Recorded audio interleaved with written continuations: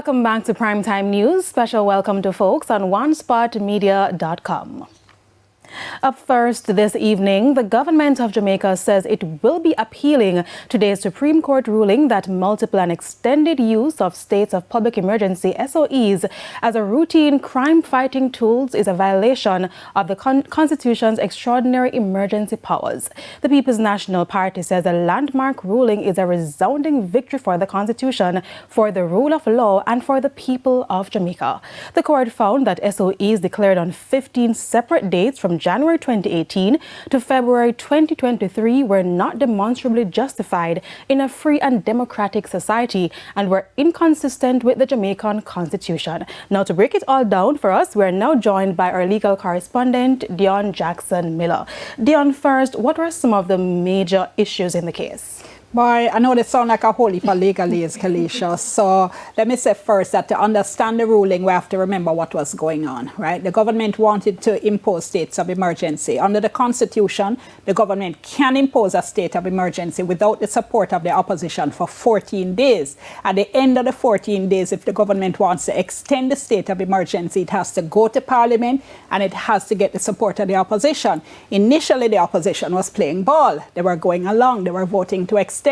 Then after a while, them said, no, we think you're making a mistake. We don't think the states of emergency should be used in this way. So after a while, they stopped voting to extend. Now, the government still wanted states of emergency. So what were they to do? What they decided to do is that they would put in place a state of emergency. It would run for 14 days. When the 14 days finished, because the opposition wouldn't vote with them to extend, the government would wait a week and then they impose another state of emergency in the same place.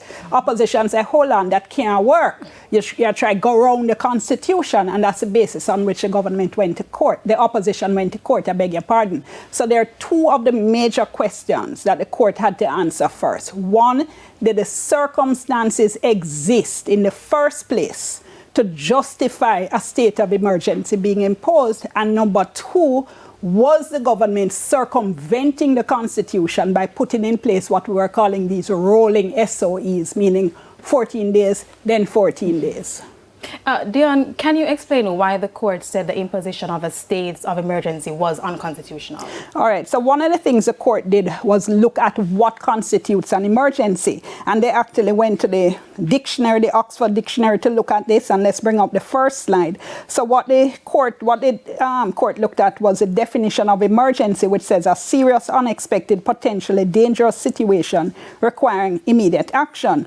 Then DCP Blake, who is now the police commissioner, gave evidence of Jamaica's crime stats as well to say, yes, we needed a state of emergency, but the court wasn't convinced. And let's bring up the second slide, because what the court said is that what was being described was an ongoing state of affairs that the police were having trouble managing over an extended period. The court said there is logic and good sense in the assertion that a state of affairs, meaning something that's been going on for a long period of time, cannot be called an emergency. They also actually looked at the stats that came from the then Deputy Commissioner of Police. He was saying that states of emergency were working in terms of reducing crime.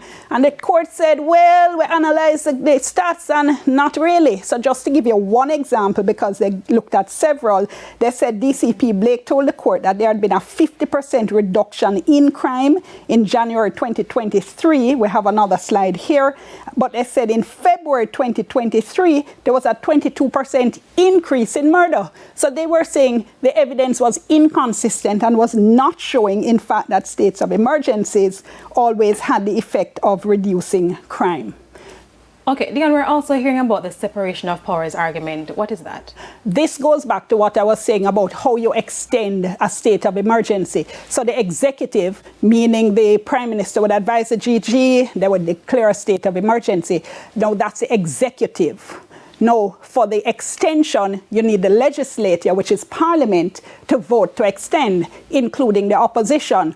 because the government wasn't getting the support of the opposition, they were doing the 14 days and 14 days without coming to Parliament. And the court said, no, man, I'm not try to go around the Constitution. To use the words of the court on the next slide, they said declaring a new state of emergency within days of one expiring in circumstances where it couldn't be said that a new emergency arose. The court said that was a method of circumventing the constitutional provisions and process. So in other words, them say the government did not go around the Constitution to try to get these states of emergency in place. Thank you so much, Dion, as usual, making this so much easier for us to understand.